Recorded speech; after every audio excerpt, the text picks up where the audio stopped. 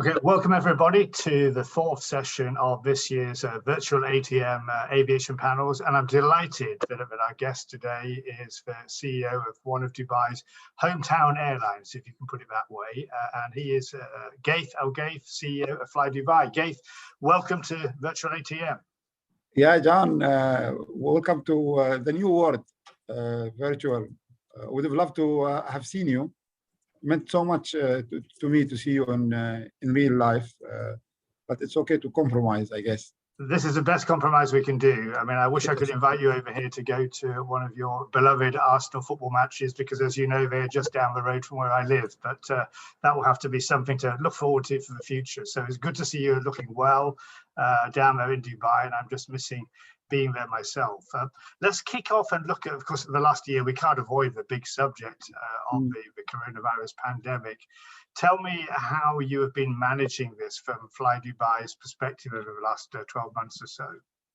Well, thank you, John, for giving us this opportunity to see you and to be part of this incredible industry that we are in, and having kept this ATM on, and having this opportunity to talk to our beloved family, extended family of travel enthusiasm is a great opportunity, because that's what we miss, this family connection, and thank God we have this and the ATM to do that. So I would like to thank you for that.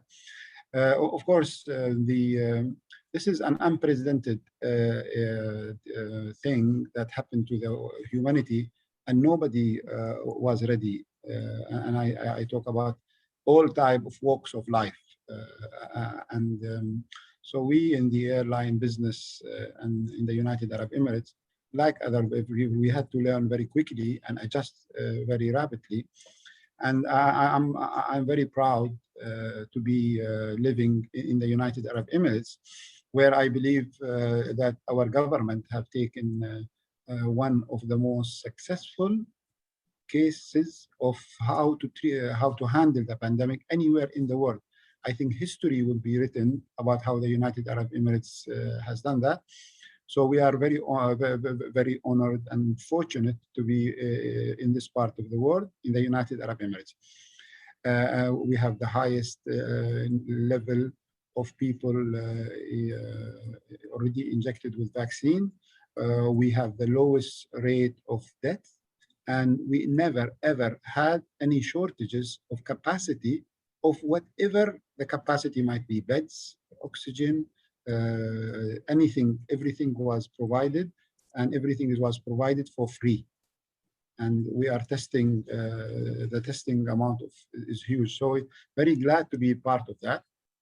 And in the same time, also glad to be in the United Arab Emirates, because our government also had been very quick to make decision to enable people like us, because our most important sort of ingredients is accessibility.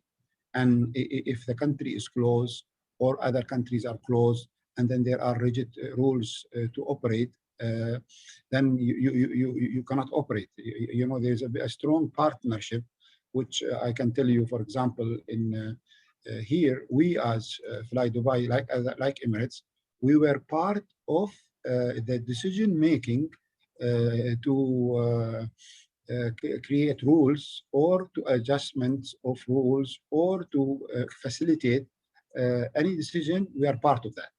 So I doubt if other colleagues in other airlines were ever part of that decision. So in that regard, I think started out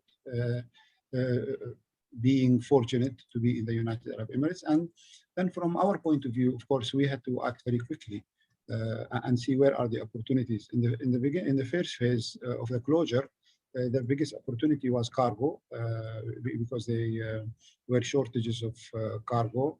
And then there is, of course, Dubai being the hub of a lot of the e-commerce companies. There was a huge demand for cargo, for freighters. So we converted a few aircraft, and we took the regulatory authorities to carry cargo on the seats, for example. So we did well with that to start with. And then repatriation, again, government decision to start repatriating people from everywhere in the world back to the country, because they were like hundreds of thousands, if not like 1 million plus of people who are resident in the United Arab Emirates had to come back. Also people who had to go back to their countries, so facilitating that, and we were part of that process, helped us as an airline to start some flights, passenger flight, and later on, as the country opened up here and other country opened up, we grew our network to the extent before the current closure of India, Pakistan, and Sri Lanka and Nepal, we were almost over 65% of our pre-COVID capacity operated, which is a fantastic number. And we were doing very well because we were achieving, as we announced last year, a load factor above 70%, maybe 73%. That with the improvement in yield, because one of the criteria that we had to adopt in this business environment, we did not operate any flight without covering our costs and making money, because that would be a murder if you already losing money and then you fly and lose money more. That decision helped us create a discipline in the company where our yield for the period was so healthy, and we were doing something like 20 to 30% better yield than the previous. So when you add the number 20 to 30% better yield, 65% of your pre-COVID operation, you are almost there, as recovered as can be. That's why we are very optimistic that with the summer coming up, things inshallah will be even better. The biggest question would be which country will be open. We are open here, ready for business in the United Arab Emirates. As the airline, we are ready, and it's just the question is that which country will be open. Now that's very impressive what you were saying there, Ghaith, not just in terms of actually achieving quite high load factors in these challenging conditions, but I was particularly interested, as you said, that you worked directly with the government. And I think certainly it's true that pretty well every other airline around the world would be quite envious there, because what we've seen is so much confusion with many governments and regularly changing policies, and the airlines not being well enough involved. So I guess this is indicative of just how important Dubai as a country sees its airlines, that they do work together. Actually, the United Arab Emirates, John, we were involved in the decision making from day one. Right. Yes, sometimes the decision goes against what we want, rightly so, because we want to fly everywhere, we want to as restricted, but no decision was made without consulting, without going through a process. We have a process of hierarchy where there are 3 or different stages, and we are represented in each of these levels, giving feedback from the level of the sort of the worker in the sense like the people who operate in the airports and in the aircraft, from that level all the way up to redesign and readjust the rules of the country to fit the purpose of this pandemic. Because as I said to you, John, the biggest problem was humanity was not ready to deal with this, so we had to invent the wheel. Exactly. And alhamdulillah, here in the United Arab Emirates, so proud to say that our government and our country and our private sector worked hand in hand to set the rules, enable for us to achieve the best possible result. That's very positive. And tell me, Ghaith, how did you handle the situation? If you look at it from a human point of view, how did you handle the challenges with regard to your staff and then with the customers, in terms of when customers could travel, beginning to rebuild confidence amongst them to fly again? Well, with customer, it was very simple, because you had to be as true to your obligations, because we always say in the airline the safety and security of our staff and our passenger is our #1 priority, and through so what we have done is that we ensured that our staff is protected when they operated. Our airport is protected. Again, working with the government, who never spared an ounce of action or a pence of money to support. Did everything that they need to be, and for the airlines to ensure that our staff feel safe, and our customer feel safe, that when they operate with us, we are, and as you know, John, better than many people, the airline industry are well positioned to sort of adopt and ensure safety and security of the passenger. And it was like easy to do because it's part of our nature. So we did that. As far as our staff is concerned, that was the tough one, because to be honest with you, you build such a beautiful team. The last things you want to say is to give people the bad news that unfortunately you have to cut your costs, even though it is acceptable. We've never done this before. And so that was the tough one. Again, we are also very fortunate to be able to have set up a scheme from the beginning of giving people the option of going on an unpaid leave or to take a redundancy scheme. And when we did that, John, again, so proud of our people. 97% of the people, when we offered them this offer, chose to take the unpaid leave. I understand part of it is that people have no other choice because what else? But it was a commitment from the people that they wanted to stick with the airline, and we also stuck with them because during this, and we announced for the record last week, we've written to all of our staff and we've given them a schedule to start coming back starting from June onward. Back all the people who went to an unpaid leave. Again, that was a huge satisfaction from our side that we can bring back people. But it shows that people are committed to the company, and we try to work out some of their problem, because don't forget, a lot of the people who work with us, the United Arab Emirates is their second home.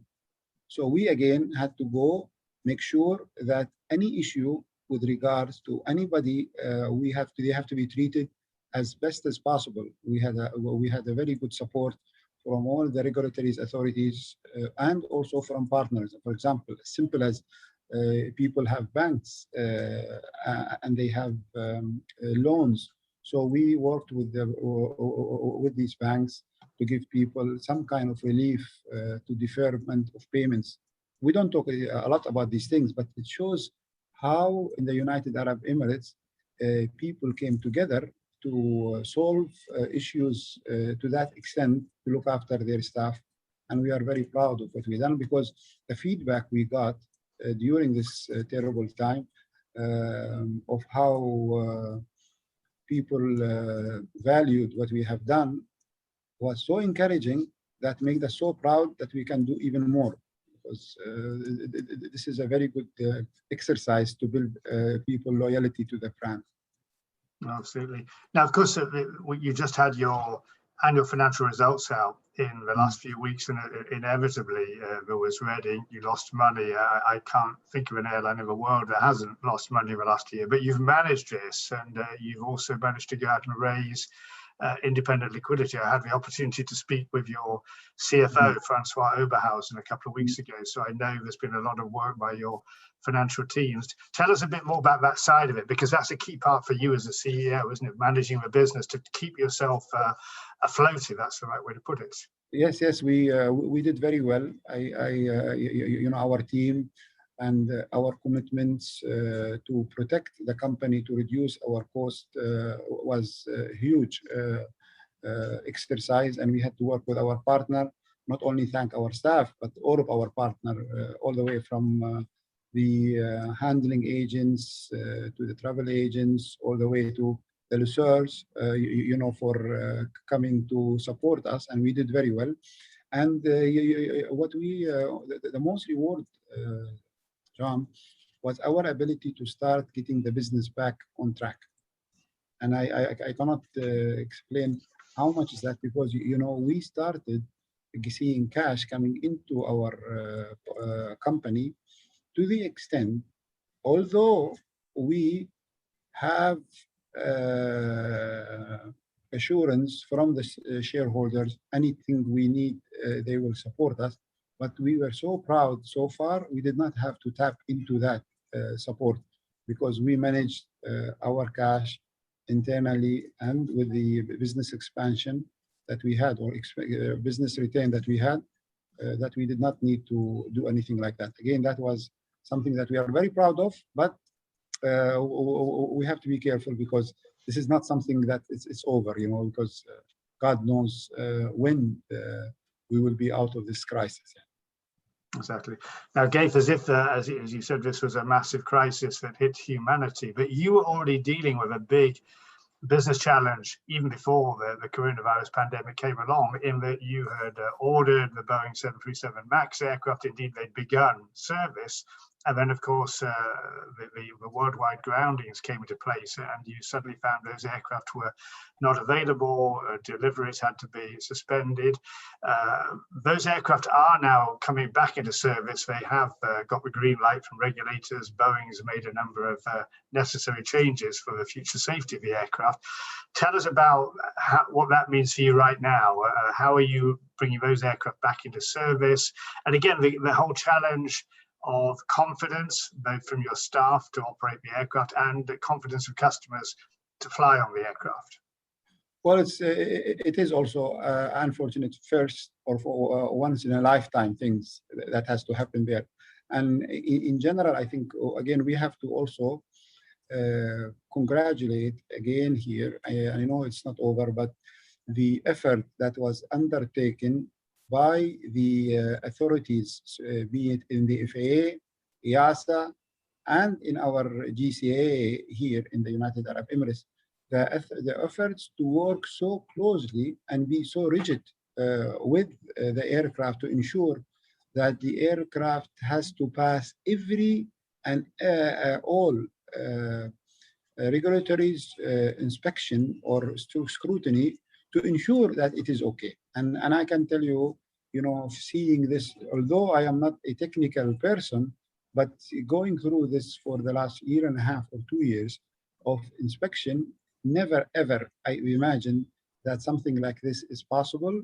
And I think for that effort, we have to thank the authority that they did not compromise, they did not cut corners. And people have to know that, because a lot of the talk about this and that, but in reality, these people in the authorities, they took a very strong position, and rightly so, to protect the people, because that is in their part of their responsibility. So I think they did a fantastic job. And I think also we have to congratulate also, in a way, Boeing acknowledge their role, because I was telling, even though it's been tough, it's been hard, no company would have stood this scrutiny and this kind of crisis if it was not a strong company like Boeing. And I'm glad to see that we are out of this crisis. Our aircraft are back flying.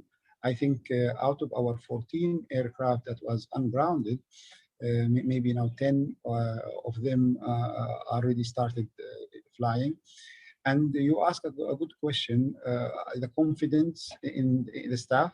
Of course, our staff had confidence in the aircraft, because they know over the last 2 years, we had to go through a very rigid process to ensure that these aircraft are, when they are on the ground, they are well taken care of, and implemented all of the rigid condition or restriction to ensure that the aircraft is safe to come back, and implemented even more sort of checks than needed to ensure the aircraft is back. And so we are very confident that this aircraft because of what we have lived through and seen, will be a very reliable aircraft, and the customer, when they go on, and for us in Fly Dubai, the MAX, of course, is our sort of flagship aircraft, and we have done with the aircraft in terms of improvement of the service is second to none. I still believe that our MAX is the best single aisle aircraft flying around right now in terms of customer comfort and product enhancement. So cannot wait to see more of these aircraft flying around and our customer back enjoying it.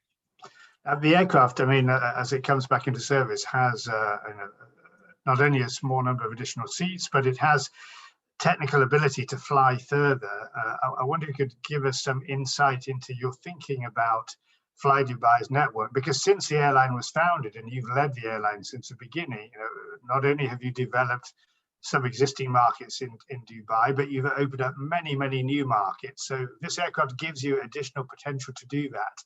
Do you see not only the aircraft's capability, but do you see the impact of this pandemic changing your philosophy, how you look at network planning? Because you know I'm a network planner myself by background, and I find it a fascinating period we're in. We can't use all the historical data which airlines have used. We've got to look at things differently. Are you doing that in terms of your thoughts about the future network shape? Yeah, for sure, for sure. I think airline like ours will benefit from the possible change of customer sort of demands or customer flying bigger aircraft. So our side of aircraft will be just right for the new sort of flying order. Very difficult to say what it is going to be, but definitely we see that there is a lots of opportunity, and as we speak right now, this is already happening. I mean, we have opened new destinations. Cannot even remember all of them at once for the current summer, and now that we probably would not have flown to, but because now these are opportunities presenting to us, and then there will be more of these opportunities that are there for us, and we will be in a very good position. The other thing, I think, just to add to that, I think, talking about the future, the United Arab Emirates, John, and I can go on the record and willing to take any bet if you want to, is that we will be even more sort of attractive for the near future, because proven to the rest of the world how the government stood this and stood with the people and created all the comfort. Lots of people would choose to come and live in the United Arab Emirates or do business from here, and this will be even strengthening our position as a hub in the United Arab Emirates. So, and that's why I think this, along with the demand change, has a huge potential for us as an airline. Well, another guest on this year's program for the ATM, Ghaith, was your good colleague, Sir Tim Clark, on the Emirates side of the tracks. And I said to him, perhaps it's amazing. There are many people, not only in the world, but even in the airline industry, who perhaps don't recognize the strength of Dubai itself. Exactly as you described it. You are an Emirati, you're understandably proud of your country. I've been to visiting your country myself for maybe 35 years. So I've seen how it's grown and developed. I think what you said there was very important. You have a real market. There is the hub potential and there are connections, but people travel to and from Dubai because they are going to and from Dubai. Yeah, it is. And then I don't know if you noticed the last bit of news that was announced last week, for example, the direct foreign investment in Dubai for 2020 was $20 million US. It's grew by 44% versus 2019. Incredible in the pandemic. which means that that people saw and felt that it is safe to bring their money here. When the money trail, then people will come, and that's what I am saying, and that's where I'm so confident about the future. And of course, Tim is a colleague, is like an elder brother. You know, I've learned a lot of things that in this airline is through working with people like Tim and other colleagues, because you know, when Tim came here and showed us how to expand, and you know, for example, no, this will not happen. Now that kind of resource and thinking would help us in the future to even be stronger. We owe a lot to people like Tim for the success that we are here in Fly Dubai and in Dubai. And looking at that partnership, I mean, the partnership has been there for running it a couple of years or so already with Emirates. Do you think that will evolve? I did ask, again, a similar question to Tim, and he said that he foresaw that both brands would stay distinct because, of course, you are two very different airlines, not only in terms of your network mix, but the style of service. He foresaw the brands would be very much, the objective would be to keep two distinct brands, but that he saw you working together more and more. And it seems to me this is both a necessary but a positive thing, because looking at the MAX, as we were discussing, you've got aircraft of different sizes to do different jobs, and you've already seen benefits where you were cooperating before the pandemic. No, we are, I think, with Emirates, we have a huge opportunity to work together. And we've been working together before the pandemic. The numbers that we have seen on doing just the basic stuff, you know, the code share, aligning our schedule, minimizing our minimum connecting time, moving some of our aircraft or flights to T3 closer to Emirates, has given us a huge sort of business opportunity. And I think this will continue. Lots of people are very sort of quick to jump and say, you're going to be one airline and you're going to be this and you're going to be that. We don't have to. You know, we can still work together and keep the two most successful airlines in the region ticking as they want. Because sometimes, you know, there are certain things, John, and I have to say it in this as bluntly as this, it's above our pay grades to decide, you know, it's just going to be two airlines or one airline. And we work with what we have been given right now. The objective is to work as two separate airlines, but it doesn't mean that doesn't, we cannot grow together and make these benefits, because we've already seen and we know that it's a huge potential. Yeah. So I think that's one that, for me personally, it's going to be very interesting to watch how you develop that in the future. We're getting quite short on time already, Ghaith. It's always difficult to cram everything into the time available because there's so much to talk about. But you did mention about the onboard product, and I'd just like to ask you quickly about that, because you've got a business class. I remember times that when we've met, I've certainly asked you and your team about, is that a good idea to have a fixed cabin business class with really superb lie-flat seats? But I'm wondering now if that could be maybe more positive for you than for some airlines around the world. We know a lot of airlines, probably Emirates included, are going to have to reappraise business class on some long-haul markets where perhaps corporate demand may reduce structurally because of things like we're doing today, these video meetings. But I'm wondering whether you might be better placed because of maybe partly culturally, some people in the Gulf region wouldn't actually travel any other class than business. And there's a big desire to travel face-to-face, but people are also more conscious now of having space and distance. What is your feeling about that, the role of business class for Fly Dubai as we move ahead? We always said in the past, you know, Dubai is, and the United Arab Emirates is a business hub. There is a lot of demand for business here. So that's why, and then we go to all of these countries. I mean, we go to lots of countries where we have people would want to travel in business, and that's why there is a real demand. And as you rightly said now, more people will be coming to and from Dubai.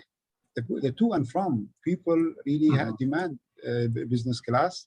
And that's why, you know, having business class is more logical now for us, and it will be in the future. And again, working with Emirates makes it even more important to have a business class. You know, we work very hard in the company to ensure that our cost is lower. For example, forgot to mention when you talked about the MAX, about where will the MAX take us. Yes, it will take us to more places. But the best things about the MAX is that you would reduce your operating cost by 10 to 15%. Again, that's huge, and it's needed right now. So very confident about business class, and all of what you have said, yes, plus the fact that there is huge potential of demand for business class because of the routes we fly, because the location where we are. The clock is moving against us, so I do want to put just one final question to you, and it's a more personal question. Obviously, I've been fortunate enough to know you for a number of years. I didn't know you when you were at Emirates, but I've seen you develop and lead at Fly Dubai, and of course that has involved work, not always the happy side of things, not always a positive story about development, but dealing with crises, dealing with tragedy, dealing with, as you said, this situation right now with COVID, which is affecting humanity alongside the MAX. How has that shaped you as a man, Ghaith? I mean, the dealing with the difficult things as well as dealing with the more exciting things. What does it mean for you philosophically? No, I mean, to be honest with you, yes, grown a lot during this time. You know, all of these issues that you have to handle make you much stronger, more considerate. And working with people like Tim and other colleagues from all over the world, you know, we are so fortunate that we have different people from all over the world working with us here. And there is nothing I can say, describe how it is fantastic and so rewarding and so encouraging to work with somebody like Sheikh Ahmed. I mean, it's, you know, a lot of people know how wonderful a person is Sheikh Ahmed because they interact with him for a simple time. I interact with him all the time, all my life. And that man really deserves all of the credit for what we have done for aviation, for what he done for our country, and what he done for people like me. Because, you know, having to work with him, and I'll tell you a quick story. I remember when we had the crash, which is a terrible news to be, and it's probably the worst moment anybody can have. His Highness was there maybe 5 minutes after me. I managed to go there because I knew the news better. I called him, and he was in the office with us from that morning until the evening, sitting, guiding, and supporting us in a way I would never have gone through this without him sitting there or standing there with us. And not me, the rest of the staff also. So incredible person. And if you don't learn from people like that and situation like that, I guess it's sad, but I'm fortunate. Well, Ghaith, it's been a pleasure to speak to you again today, even if it has been in a virtual sense. Fascinating as ever to hear about the Fly Dubai story. We wish you continued good luck in combating this crisis, coming out of the other side bigger, better and stronger. And I wish you personal success in doing that. I hope that very soon we'll be able to get you back in London so you can see your beloved Arsenal playing another match live.